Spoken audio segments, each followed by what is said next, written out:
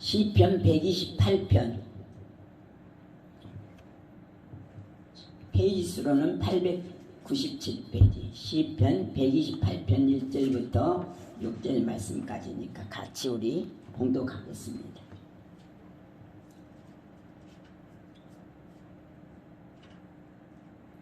시편 128편 1절 말씀부터 다 같이 합니다. 여호와를 경외하며 그 도에 행하는 자마다 복이 있도다. 네가 네 손이 수고한 대로 먹을 것이라. 네가 복되고 형통하리로다. 내 집 내 실에 있는 네 안에는 결실한 포도나무 같으며 네 상에 둘린 자식은 어린 감람나무 같으리로다. 여호와를 경외하는 자는 이같이 복을 얻으리로다. 여호와께서 시온에서 내게 복을 주실지어다. 너는 평생에 예루살렘의 복을 보며 네 자식의 자식을 볼지어다. 이스라엘에게 평강이 있을지어다. 아멘.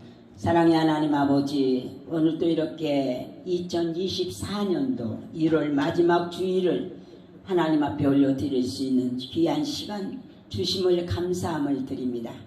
비록 적은 수요가 하나님 앞에 나와서 예배 드린다 할지라도 우리 하나님께서는 하나님의 눈과 하나님의 얼굴과 하나님의 또 모든 것들이 이 예배를 드리는 하나님의 백성들에게 향하실 줄 믿습니다.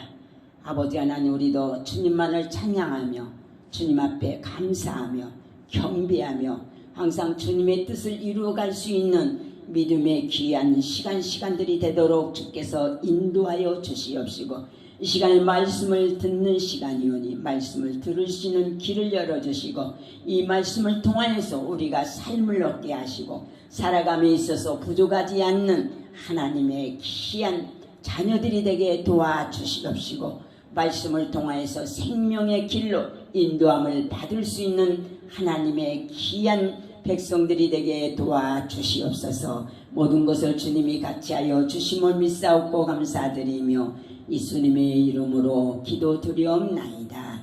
아멘. 한 달 동안도 하나님께서 우리를 지켜주시고 보호하여 주시는 은혜를 감사함을 드립니다. 오늘 말씀을 제목을 한번 잡아보았어요. 복된 가정, 복된 말이라, 이렇게 제목을 잡아보았어요. 복된 가정, 복된 말. 오늘 본문에 보니까 복이라고 하는 말씀들이 많이 나와요. 1절에 나오고 2절에 나오고 또 3절, 4절에 나오고 5절에 나오고 벌써 4번이 나오죠. 복이라고 하는 것은 우리가 다 좋아하는 거예요. 복이라고 하는 것은 무엇이냐 하면은, 복은 복음을 말하는 거예요. 복음, 하나님의 소리. 이 복을 받을 만한 사람과 복을 나누어 줄 수 있는 사람이 누구냐? 하나님의 사람들이라는 거예요.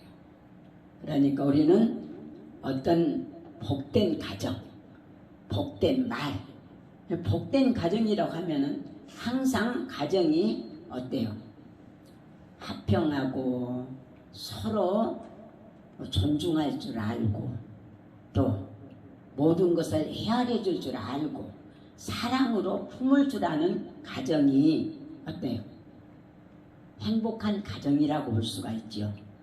그런데 복된 가정이 되지 못하면 어떤 가정이 될까? 맨날 불화만 있는 가정이에요.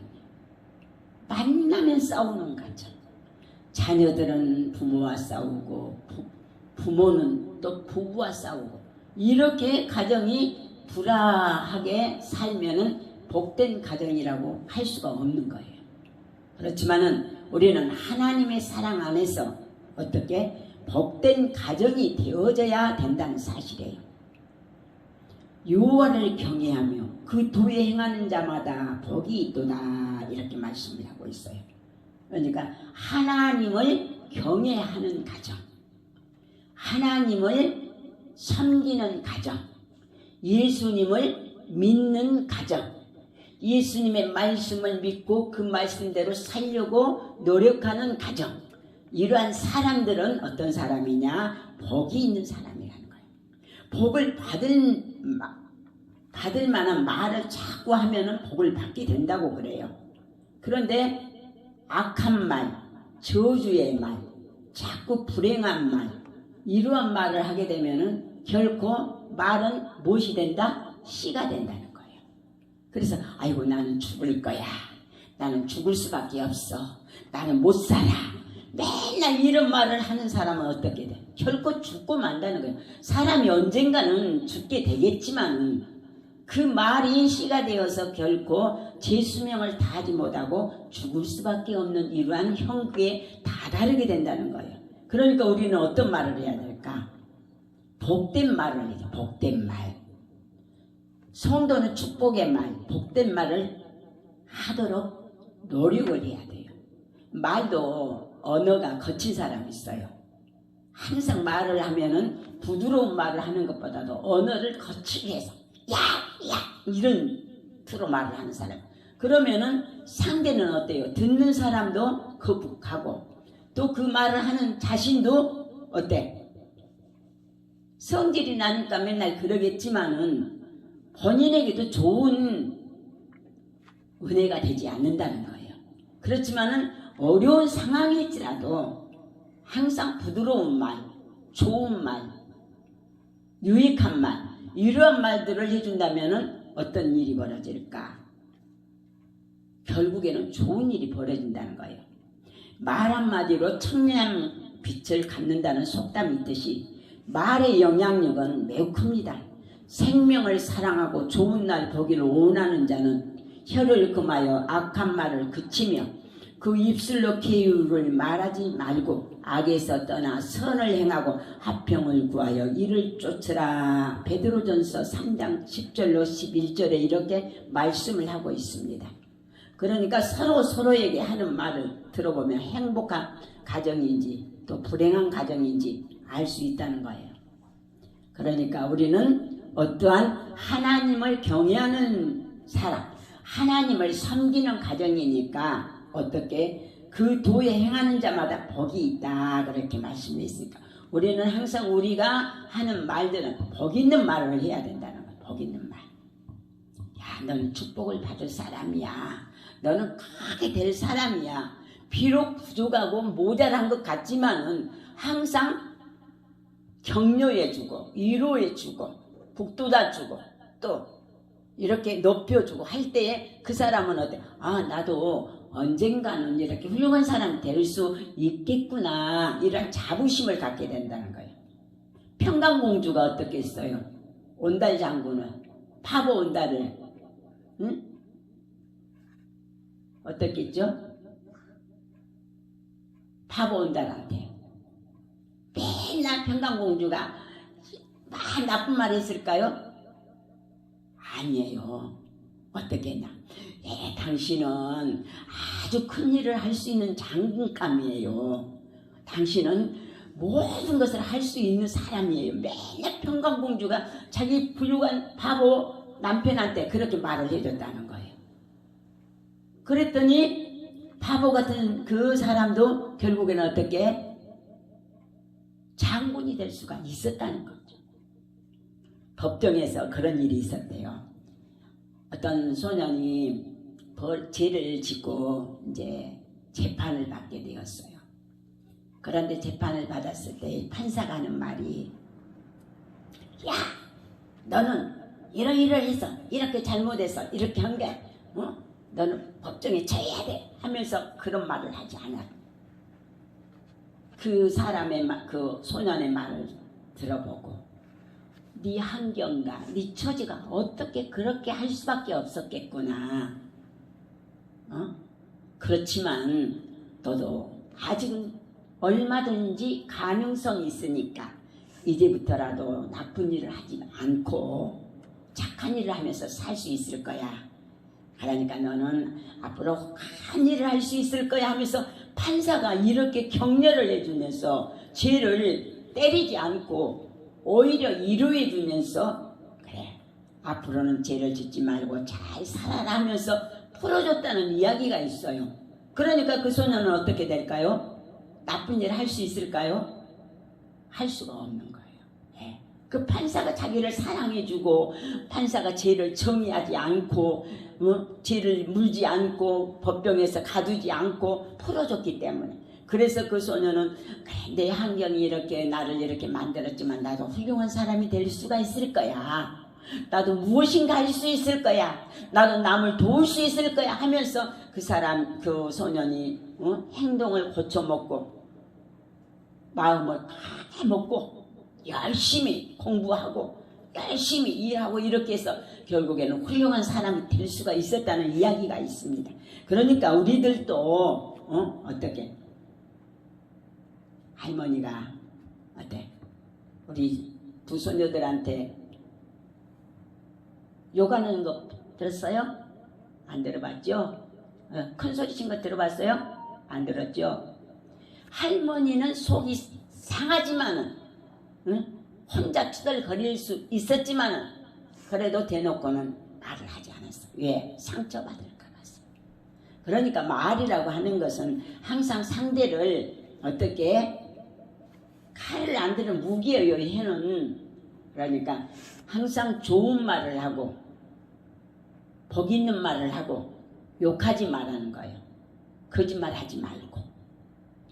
그래야 앞으로 살아감에 있어서 훌륭하게 살아갈 수가 있는 거예요. 그러니까 복된 가정이 되려면은 복된 말을 하자. 그러면 어떤 말을 해야 될까? 어떤 말을 할까? 진실한 말을 해야 한다. 진실한 말. 하나님의 속성은 진실이며 마귀의 속성은 거짓말을 하는 사람이에요. 십계명에도 거짓말하지 말라고 기록이 되어 있어요. 그러니까 잘못했을 때는 어떻게? 잘못을 시인할 줄 알아야 되겠지요. 잘못을 어떻게 진실한 말을 하지 않고 거짓을 말하다가 덮으려고 거짓을 말하게 되면 거짓이 또 무엇을 해? 거짓말을 낳게 돼요. 그러면은 그 모든 것들이 확산되어서 크게 번질 수밖에 없는 거예요. 그렇지만은 내가 잘못했을 때는 내가 잘못하였다고 이렇게 해서 내가 잘못했습니다 하고 용서를 구할 때는 어떻게? 용서함을 받을 수가 있는 거예요. 그런데 빤히 알고 있는데도 거짓을 말하면은 어떻게 될까? 화가 나. 그래서 더 무엇을 채찍을 가할 수밖에 없는 거예요. 내가 아빠의 지갑에서 돈을 모를 거다 하고 얼마를 이렇게 빼갔어. 그런데 아빠가 그것을 알면서도 어떻게 가만히 보고 있어. 언제 말을 하나. 근데 다음에 또 그랬단 말이야. 그러면 아빠가 2번, 3번까지는 참을 수가 있겠지만은 결국에는 나중에는 어때? 불러다 놓고 아빠가 다 알고 있는데 네가 말하기를 기다렸어. 근데 너 말을 하지 않으니까 아빠가 말할 거야 하면서 말을 할 때 아빠가 혼부터 내면은 어떻게? 무서워서 도망가겠죠. 그런데 불러다 놓고 조곤조곤 이런 것은 이렇게 하고 이렇게 하는 거다. 필요할 때는 아빠한테 말을 하렴 하면서 타이르면서 아빠가 다독거려주면은 다시 깨닫게 되고 다시는 나쁜 일을 않게 돼요. 그런데 막 그냥 욱박지리면서 때리면서 이렇게 막 말하라고 하면은 결국에는 무서워서 더 큰 범죄를 저지르는 사람이 될 수밖에 없는 거예요. 그러니까 우리는 어떻게 진실을 말하자. 복 있는 말을 하려면 진실을 말하자. 또 2번째는 어떤 말을 해야 할까? 축복의 말을 해야 된다. 축복. 어느 집에 들어가든지 먼저 말할 때 이 집이 평안할지어다 라고 예수님이 제자들한테 평안을 빌어주라고 누가복음 10장 5절로 6절에 이렇게 말씀을 했어요. 예수님이 제자들을 전도를 보냈어요. 전도를 보냈는데 너희들이 가지고 간 것은 아무것도 가지고 가지 말고 어떤 집에 들어가서 너희들이 그 가정에 평안을 빌어주어라.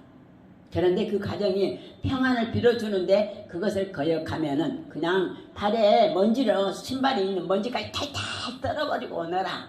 그런데 그 가정이 복이 받을 수 있는 가정이면 여기 오셨으니까 이렇게 편안하게 쉬었다 가십시오. 이렇게 복을 빌어주고 영접을 할 때에는 그 가정이 어떻게 복을 빌어주라고 평안히 이 집이 평안하고 잘 되고 축복을 받을지어다 하면서, 그러면은 그 가정이 어떤 가정이 될까? 축복된 가정이 될 수가 있는 것이죠.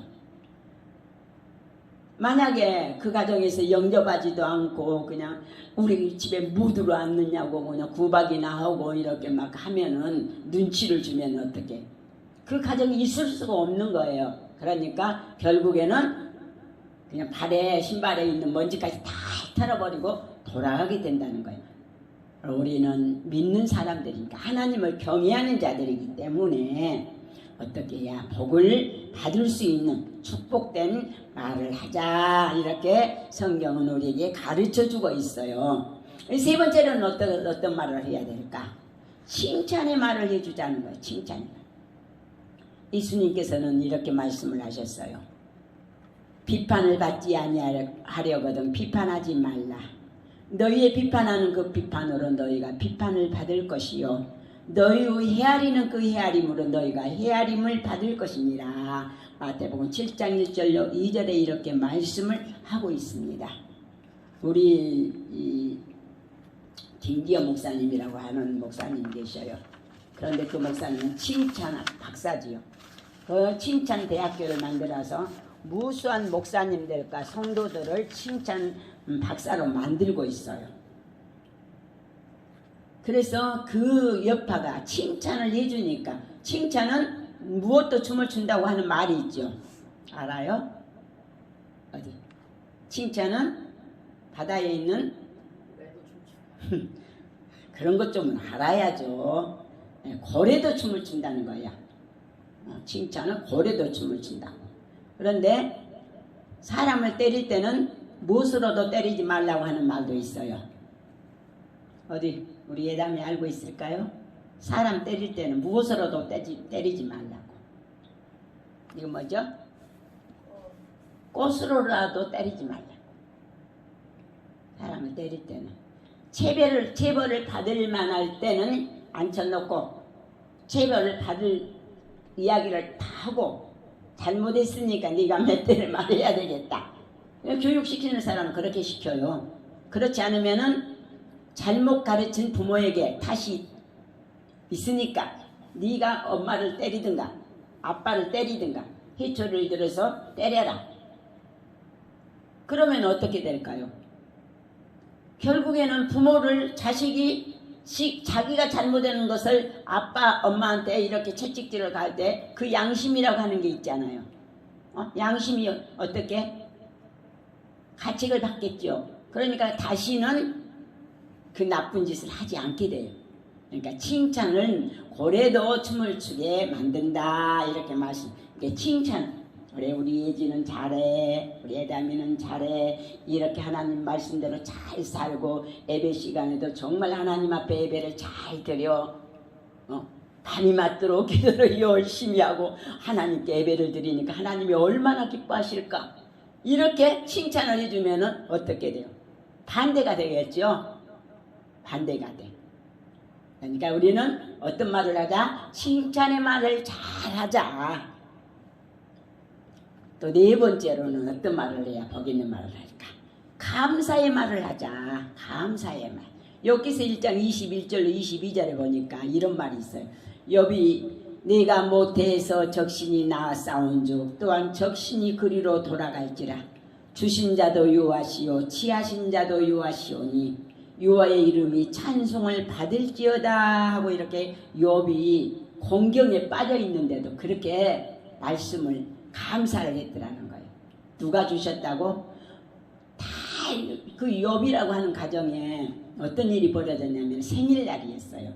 생일날 이렇게 잔치상을 이렇게 자식들하고 펴놓고 생일 잔치를 치르는 중에 갑자기 뭐가 어떻게 됐냐면 천장이 무너져가지고 그 욥의 자녀들이 다 몰살을 해버렸어요. 얼마나 비극적이에요. 뭐 욥이라고 하는 사람은 엄청 하나님 앞에 하나님이 칭찬한 사람이거든요. 그런데 갑자기 그런 일이 벌어졌어요. 왜 그랬을까? 마귀가 시샘을 냈어요. 마귀가 시샘을 내가지고 그래 욥을 내가 한번 건드려 볼 테니까 어떻게 하는가 봅시다 하면서 하나님의 허락을 받아서 그 마귀가 욥을 건드려요. 그래서 욥의 그 자녀들을 다 죽여버리는 거예요. 그런데도 욥이 어떻게 이 말씀을 하신 거예요. 적신이 그리로 돌아갈지라 주시는 자도 여호와시오 취하신 자도 여호와시오니 여호와의 이름을 찬송을 받을지어다. 누가 자기 자식이 다 죽었는데 하나님 앞에 찬송을 하고 감사할 자가 누가 있겠어요. 그런데 욥은 했더라는 거예요. 그러니까 하나님이 마귀한테 봐라. 욥은 네가 그렇게 자식들을 죽였어도 욥은 나한테 이렇게 하나님께 감사하지 않느냐 찬송하지 않느냐 오히려 자기를 저주하지 않느냐. 그러고 나서 또 이제는 욥이 어떻게 양떼들이고 목장 저 들에 있는 양떼들이며 모든 것들을 다 또 빼앗겨버려요. 그뿐이 아니에요. 욥에게도 또 병이 생겨요. 그렇지만은 끝까지 욥은 하나님 앞에 감사하고 하나님을 원망하지 않았다는 사실이에요. 이런 사람이 있을까요? 지금 사람들이 그런 사람이 있을까요? 드물겠죠. 우리는 하나님 앞에 모든 것을 감사할 수 있는 이러한 우리 마음의 여유가 있어야 되는데 그렇지는 못하기 때문에 하나님 앞에 감사하지도 못하고 조금만 일이 터지면은 하나님을 원망하고 불평하고 자기가 잘못한 것을 생각지도 않고 그렇게 된다는 거예요. 자기의 믿음이 부족해서 자기가 믿음대로 살지 못해서 어려움을 당하고 고통을 당하는 사람도 많이 있고 더 하나님께서 축복해 주시기 위해서 어려움을 주는 사람도 있어요. 믿음이 성장하게 만들기 위해서 하나님이 때로는 꺾기도 해요.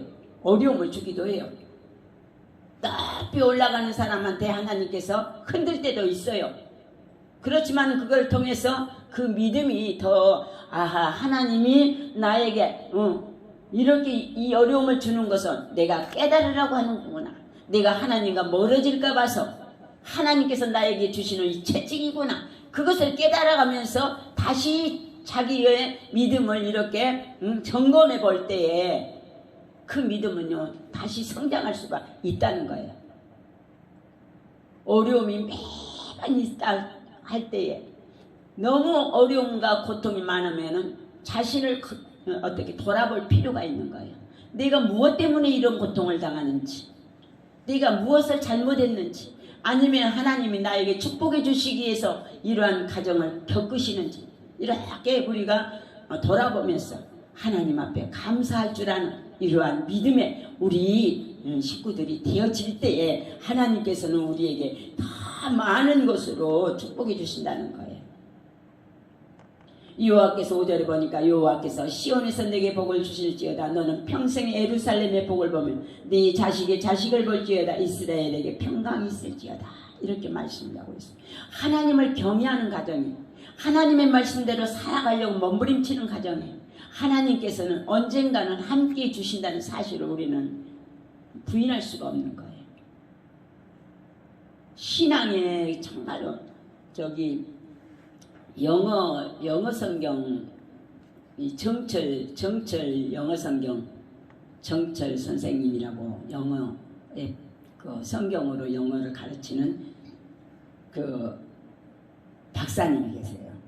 그런데 그 아들이 정하경 이 잽스 영어라고 하는 이 영어를 하는 그 프로그램을 만들어서 모든 사람들한테 이 영어를 가르치는 그 선생님인데 이 유학을 가가지고 어렸을 때 유학을 갔대요. 동생하고 둘이 유학을 초등학교 때하고 초등학생 때인가 중학생 때인가 둘이 갔는데 가서 거기서 부모가 데려다 주지도 않고 둘이 보냈대요. 영국을.